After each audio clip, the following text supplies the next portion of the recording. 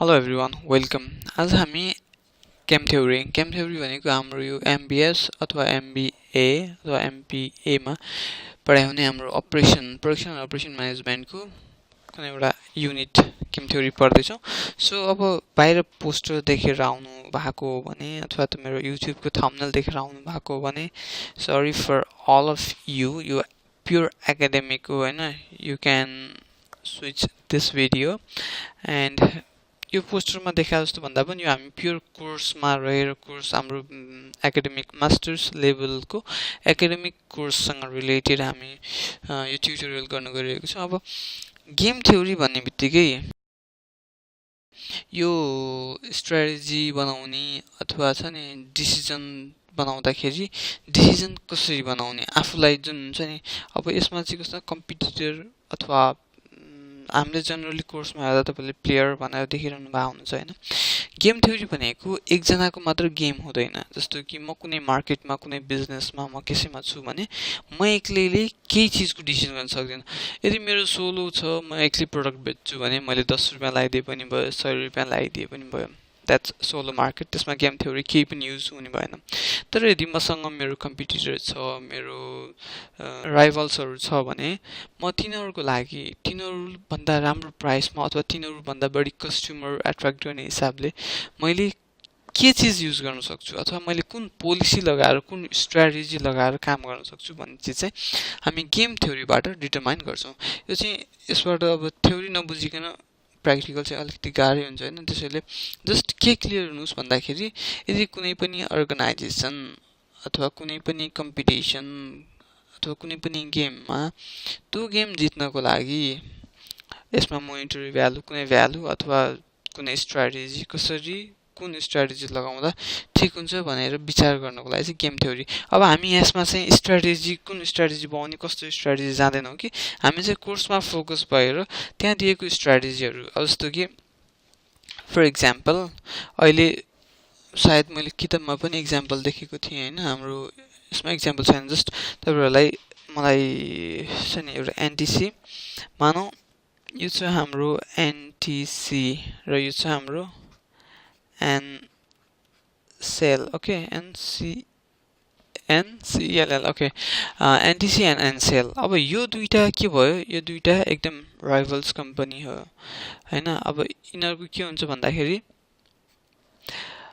यसको certain customer र यसको सर्टेन कस्टमरहरू यो यही लोकालिटीको हुन्छ हो। यो लोकालिटीको यो कस्टमर बढ्नु भनेको यसको कस्टमर बढ्नु भनेको हाम्रो यसको लागि कस्टमर घट्नु हो है। हामी यो सर्टेन एउटा बााउन्ड्रीबाट बाहिर जाँदैनौँ। अब जस्तो कि एनसेलको कस्टमर घट्नु भनेको हामीलाई के हो, त्यो मान्छे एनसेलबाट जनरली बुझ्दाखेरि जनरली लिनुहोस् है अहिले एनसेलको कस्टमर घट्नु भनेको त्यो मान्छेले एनसेल युज गर्न छोडेर त्यो एनटिसीमा आएको भन्ने बुझिन्छ। अहिलेलाई अरू युटिएल यताउता अहिले स्काई अहिले त जस्ट लेभिट अहिले जस्ट के बुझ्नु भन्दा अहिले यो हाम्रो ठाउँमा एनटिसी र एनसेल बाहेक अरू केही छैन। यहाँ जस्ट दुईटा कम्पिटिटरहरूको दुईटा प्लेयर्स। अब है यसमा एउटा प्लेयर्स भन्ने टर्म आउँछ, प्लेयर्स भन्ने टर्म आउँछ। तर गेम के हुन्छ, ठुलो हुन्छ, 3-4वटा प्लेयर्सको पनि हुन्छ। तर हामी चाहिँ हाम्रो यो बुकमा चाहिँ अहिले हामी डबल प्लेयर्स भन्दा माथिको जाँदैनौँ। यो एडभान्स पनि छ but this is what we are going to read in masters, just a simple game theory. अब प्लेयर्स चाहिँ अहिले हाम्रो लागि के भयो, just there are 2 players NTC and Ncell. अनि फेरि यसमा के बुझ्नुहोस् भन्दाखेरि अब एनसेल युज गर्न छोडेको मान्छे मर्या पनि हुनसक्छ, त्यो एक्सेप्सनल केस भयो होइन। अब त्यो मान्छे बाहिर कहाँ हुनसक्छ अथवा त्यो मान्छे म अब चलाउँदिनँ भनेर सन्यासी भएर देवघाटतिर गएर बस्या हुनसक्छ। एनिथिङ क्यान ह्यापन होइन। त्यो केस बाहेक त्यो एक्सेप्सनल केसहरू बाहेक जस्ट सिम्पल बुझ्नुहोस्, यदि सबै मान्छेले एनटिसी चलाउन थाल्यो भने एनसेल के भयो, भुक्का भयो भन्ने बुझियो हो। एनसेलसँग कस्टमर छैन भन्ने बुझियो। तर यदि यो दुईटा राइभल कम्पनी हो, यिनीहरू दुईजनासँग बराबर छ भने they are both on the game है। अनि अब के हुन्छ भन्दाखेरि अब एनटिसीको एउटा स्ट्र्याटेजी भयो हो। अनि त्यसपछि एनटिसी को अर्को स्ट्र्याटेजी भयो, एनटिसी को अर्को स्ट्र्याटेजी भयो। यो तीनटा एनटिसी को स्ट्र्याटेजी। अब यता पनि एनसेल को के हुन सक्छ, यसको पहिलो स्ट्र्याटेजीले हामीले A1 ले डिनोट गर्यौं, यसलाई B2 ले, यसलाई C2 ले। जस्तो के हुन्छ भन्दा म मेरो जिन्दगीमा यो गर्छु, यो भएन भने यो गर्छु, यो पनि भएन भने यो त गर्छु भन्ने जसरी हामीले स्ट्र्याटेजी बनाएको हुन्छ नि, त्यस्तो के हुन्छ भन्दा सबै कम्पनीको आफ्नो आफ्नो इन्टरनल पोलिसी देखि लिएर उनीहरुको इन्टरनल स्ट्र्याटेजी हुन्छ। अर्को कम्पनीसँग कसरी बिट गर्ने, बाहिर मार्केटमा कसरी कम्पिटिसन गर्ने, त्यो चीजहरु सबै त्यो एउटा म्यानेजमेन्टसँग स्ट्र्याटेजी हुन्छ। अब हो त्यो स्ट्र्याटेजीहरु लगाउँदाखेरि अब हाम्रो गेम थ्योरीमा के गरिन्छ भन्दा हामीले त्यो भित्रको स्ट्र्याटेजी हेर्दैन कि अहिले हामीले के हुन्छ भन्दाखेरि यो स्ट्र्याटेजी भित्र सर्टेन भ्यालुहरु यिनीहरुले एनटिसी ले र एनसेल ले एजुम गरेर राखेको हुन्छ, अथवा यो पहिले युज भएको रिसर्चबाट आएको नम्बर हुन सक्छ, प्राइस हुन सक्छ, एनीथिङ है। अब यो भइसकेपछि अब यो मध्येबाट एनसेललाई कुन स्ट्र्याटेजी लाउँदा फाइदा हुन्छ त्यो चीज हामी निकाल्छौं, हामी एकछिनमा हेर्छौं है। अब अथवा एनटिसी लाई यो दुईटा कम्पनीको गेम भ्यालु निकाल्दाखेरि अब गेम भ्यालु भन्न जाऊ एकछिन, यो दुईटा कम्पनीको हामीले अहिले छ नि स्ट्र्याटेजी गेम थ्योरी युज गरेर हामीले अहिले क्याल्कुलेसन गर्दाखेरि यो कम्पनीलाई कुन स्ट्र्याटेजी लाउँदा ठीक हुन्छ, एनसेललाई कुन लाउँदा ठीक हुन्छ, एनटिसीलाई कुन लाउँदा ठीक हुन्छ भनेर हामीले त्यो निकाल्छौं। द्याट्स इट, अरु केही न बुलशिट, इट्स भेरी सिम्पल है। अब यसमा तपाईले के बुझ्नु भन्दाखेरि हैन, अब एकाडेमिकली नै जानु पर्यो हैन। तपाईको के हुन्छ भन्दा क्वेशनमा हेर्नु, यता प्लेयर ए भनेर हुन्छ, प्लेयर ए स्ट्र्याटेजी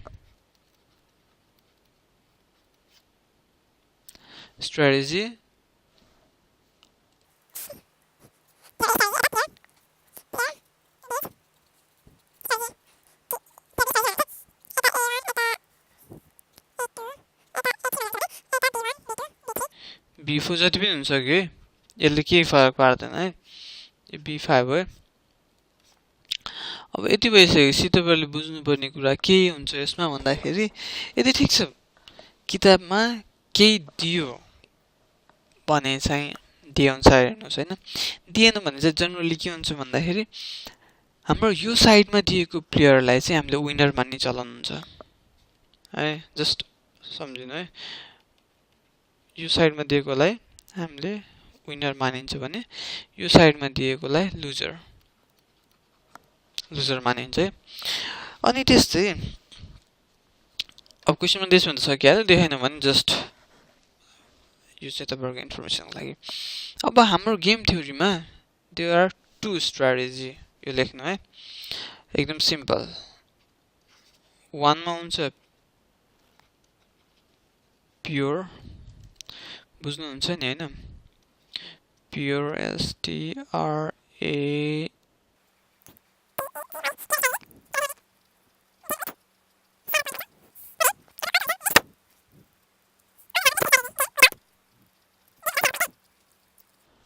अब ल ठीक छ। स्याडल पोइन्ट भनेको म तपाईलाई बुझाउनु भन्दा अगाडि जस्तो कि मैले यो दुईटा लेख्नु है। अब हामी एक्जाम सोलुसनतिर जान्छौं, there is no more bullshit. अब अलिकति थोरै म तपाईहरुलाई गफ गर्न मन लाग्यो हैन। अब मैले अहिले सुरुमा भने प्लेयर्स जति पनि कम्पिटिटर हुन्छ तिनीहरुलाई हामी प्लेयर्स भनिन्छ हैन। अब त्यस्तै अर्को हुन्छ हाम्रो 2% गेम। अर्को 2% गेम भनेको 2% गेम भनेको यदि मार्केटमा दुईटा मात्रै कम्पिटिटर भयो भने चाहिँ त्यसलाई 2% गेम भनिन्छ। अब त्यस्तै मैले 2%, अब हामी 2% बाइक माथि चाहिँ गइदैन हैन। अर्को हुन्छ हाम्रो मल्टी% गेम। अब मल्टी% गेम भनेको कस्तो हुन्छ भन्दा यदि त्यही गेममा if there are too many players, जस्तो कि टुर्नामेन्ट, फुटबल टुर्नामेन्ट, अनि त्यसपछि अर्को एकदम सिम्पल है, जस्तो कि मैले यहाँ 2% गेमको एक्जाम्पलमा नेपालको सिनेरियोमा एनटिसी एन्ड एनसेल भनेर दिएको थिएँ हैन। त्यसै मल्टिपर्सन गेम हाम्रो यसमा चाहिँ इन्टरनेसनल मार्केटमा के हुन सक्छ भन्दा मोबाइल फोन्समा के हुन सक्छ जस्तो कि Samsung Nokia there are lot of अनि आइफोन एलजी वाटेभर हो यस्तो केसमा चाहिँ यसलाई चाहिँ मल्टिपर्सन गेम भनिन्छ।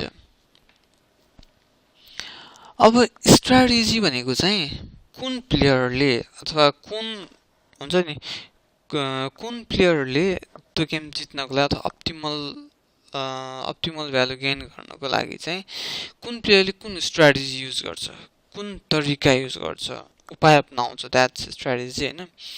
अब भ्यालु अफ गेम भनेको चाहिँ प्रत्येक गेमबाट प्रत्येक खेलापछि भनौँ न प्रत्येक स्ट्राटेजीबाट निस्केको एउटा अप्टिमल आउटपुट हुन्छ नि हो त्यसलाई चाहिँ भ्यालु अफ गेम भनिन्छ। त्यसलाई चाहिँ जेनरली भीबाट डिनोटेड विथ भी है।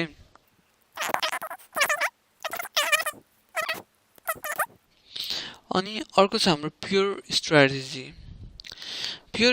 भनेको त्यो त्यस्तो एउटा नियम हो होइन जुन चाहिँ प्लेयरले जहिले पनि एउटा पर्टिकुलर स्ट्राटेजी नै चुज गरेको हुन्छ क्या। अब त्यसले अरू दायाँमा यो भनेको एउटा पर्टिकुलर स्ट्राटेजी मात्रै चुज गर्छ, द्याट्स प्योर स्ट्राटेजी। अब मिक्स्ड स्ट्राटेजी भनेको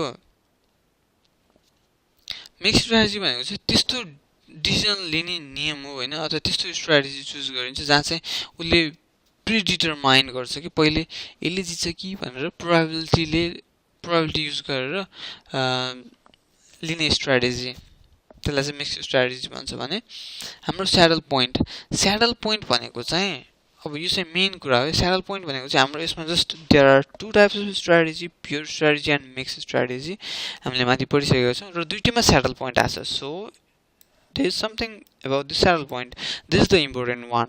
अब यो इम्पोर्टेन्ट कसरी छ भन्दाखेरि स्याडल पोइन्ट भनेको त्यो पोइन्ट हो जुन चाहिँ प्लेयर कुनै अब हामी दुईटा प्लेयरको कुरा गर्दैछौँ है, 2% गेमको कुरा गर्दैछौँ, हामी मल्टिपर्सन गेममा जाँदैनौँ हाम्रो यो मास्टर्स लेभलको यो च्याप्टरमा। सो 2% गेममा चाहिँ हाम्रो जुन पनि स्ट्राटेजी हुन्छ नि हो त्यो स्ट्राटेजी निकाल्दाखेरि प्लेयर ए र प्लेयर बी, प्लेयर ए को म्याक्सिमिन र प्लेयर बी को मिनिम म्याक्स निकालिन्छ कि minimum value from the strategy player ए को स्ट्राटेजीबाट म्याक्सिमिन निकालिन्छ र कोल म्याक्स भनेको player be.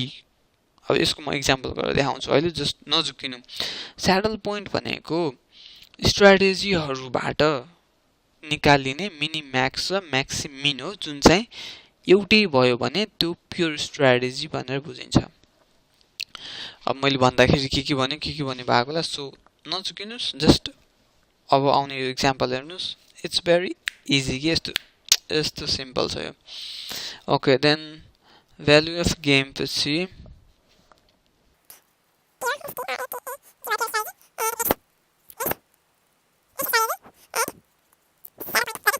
okay, thank you for watching this video. Please stay tuned and don't forget to hit the like button. यदि तपाईले tuition पढ्नु परेन भने चाहिँ प्लिज लाइक गर्नु होला। Okay, thank you.